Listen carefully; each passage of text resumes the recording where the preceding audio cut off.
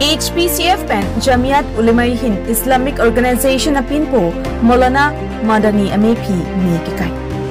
Assam along Rialo Prek Jama district along Honthemi ang Tanadet pen kebang kanghoto government atum kirai komalong li lepen forest land along aronde pen kedotuma phan non malom Assam government pen ke tharli asai kedeng pon bomalong Hills People Cultural Forum pen ningaklong pen chadondon pusi HPCF chairman Laichaning Leng Ningji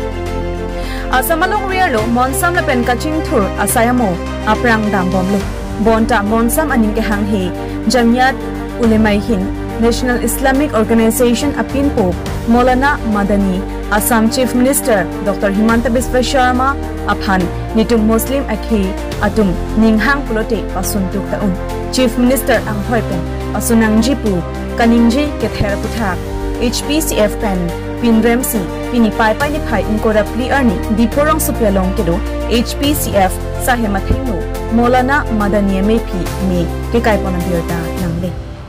Maulana Madani Asamalong Rear Lokido Muslim akhe phan jongsi chinghonduk pulote ground reality along wangnangji hongpen thangnat arlolam nangchini don de pinpen monon phi lapusonalam kaningje jeda je phanta sodak pen pachinipon athe government la pen forest along lelong aronde pinpen kidotuma phan ke tharlia hut madur khe phanta kangwaya bi lasi nonapor lapuson lam ki paklanti ki mesen alam kali lasi bangso lam puthot chibidro thunang ji puta ingleng sangho kopra Jamiat Ulema Hind সংগঠনৰ যোনটো মুৰবী president তেখেতে যে বক্তব্য ৰাখিছে যে অসমৰ খিলঞ্জিয়া সকলৰ সুৰক্ষিতৰ কাৰণে আৰু বনাঞ্চলৰ মানে উচ্ছেদ যোনটো বেদখলকাৰী সকলৰ কাৰণে অসম চৰকাৰে যোনটো উচ্ছেদ কৰিছে সেই উচ্ছেদ কৰাৰ ওপৰত তেখেতে বক্তব্য ৰাখিছে যে অসমৰ এজন শক্তিশালী সন্মানীয় ডক্টৰ হিমন্ত বিশ্ব শৰ্মা ছাৰক তেখেতৰ ভাবুকি প্ৰদান কৰিছে আমি বিভিন্ন অসমৰ জাতি জনগোষ্ঠীবিলাকে বিশেষকৈ আমাৰ কাৰ্বি আংলঙত হিল পিপল কালচাৰেল ফৰাম 29টা জাতি জনজাতি সকলৰ সংগঠনে আমি হুকিয়াই দিছো তেখেতক যে অসমৰ মাননীয় মুখ্যমন্ত্ৰীৰ ওপৰত ভাবুকি দিয়াটো কিলে বুলি কৈছো আমি তেখেতৰ অসমৰ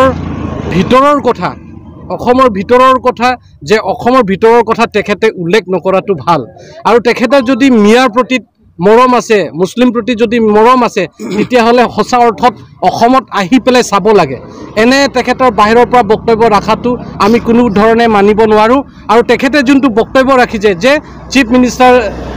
মানে ৰিমুভ কৰিব লাগে কথা কয় অসমৰ কোনে মুখ্যমন্ত্ৰী হ'ব আমিহে বিবেচনা কৰিম বুলি তেখেতে যোনটো বক্তব্য ৰাখিছে এটো অতি শীঘ্ৰে বিদ্ৰোহ কৰিব লাগে আৰু এনেকে যাতে ভৱিষ্যতে বক্তব্য নাৰাখে তাৰ প্ৰতি আমি আজি প্ৰতিক্ৰিয়া আমি তেখেতৰ প্ৰতিক্ৰিয়া প্ৰেসিডেন্টৰ প্ৰতিক্ৰিয়া আমি ডাক কৰিছো কিয়নো আমাৰ এটা সেন্টিমেন্ট আছে যে অসমৰ আমি অসমীয়াৰ বিভিন্ন জাতি জনগোষ্ঠী ইয়াৰ খিলঞ্জিয়া সকলৰ আমাৰ চিফ মিনিষ্টাৰ ছাৰে যেটো উচ্ছেদ চলাইছে সেই উচ্ছেদটো হৈছে বনাঞ্চলত বন বিভাগৰ এৰিয়াত যোনে বেদখল কৰিছে যোনে অনিয়মৰ পৰা তেওঁলোকে বহি আছে তাতো কোনোবা মুছলিম হ'ব পাৰে কোনোবা বেলেগ মানুহ তাৰ ট্ৰাইবেলো হ'ব পাৰে তেওঁলোকৰ কাৰণে উচ্ছেদ কৰিছে তাত কোনো ইয়াত মানে অনিয়ম হোৱা নাই নিয়মৰ মতে হৈছে আৰু ইয়াৰ প্ৰতি আমি HPCF তৰফৰ পৰা অসমৰ যোনটো অসম চৰকাৰ যোনটো উচ্ছেদ চলাইছে আমি সম্পূৰ্ণ সমৰ্থন কৰিছো আৰু আমি ক'ব বিচাৰিছো যাতে বাহিৰৰ পৰা যদি